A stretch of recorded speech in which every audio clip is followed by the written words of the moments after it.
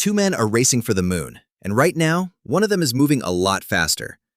In 2023 alone, SpaceX launched 96 missions, turning rocket launches into something that almost feels routine. Blue Origin, despite being founded earlier, has yet to launch an orbital mission of its own. On the surface, this looks like a simple story. Elon Musk is winning, Jeff Bezos is falling behind. But that explanation is too simple. Because this isn't really about Elon Musk or Jeff Bezos. It's about how they think, and more importantly, how their companies are built to learn. SpaceX behaves like a software company that just happens to build rockets. They move fast, test constantly, and treat failure as part of the process. Blue Origin follows a very different model. Careful development, long timelines, and a strong focus on avoiding mistakes before they happen. Both approaches make sense.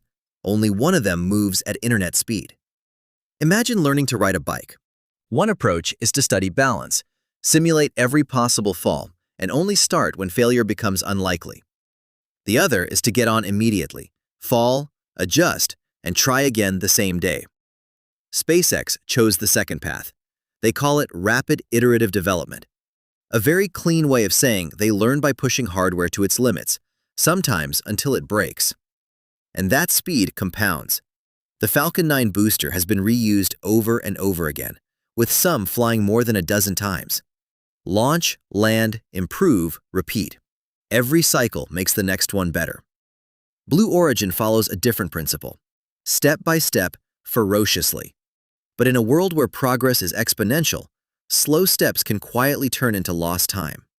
While Blue Origin spent years developing the BE-4 engine, SpaceX iterated through multiple generations of Merlin engines and moved on to Raptor.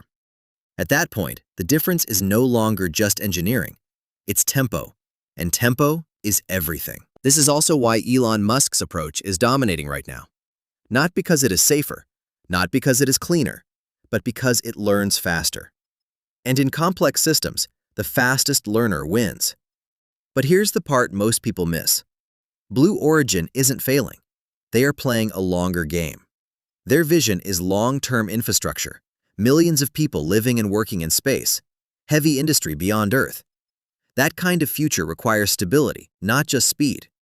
And if they reach orbit with that foundation, they could become a very serious competitor very quickly, because they have the capital, the patience, and the ambition to stay in the race.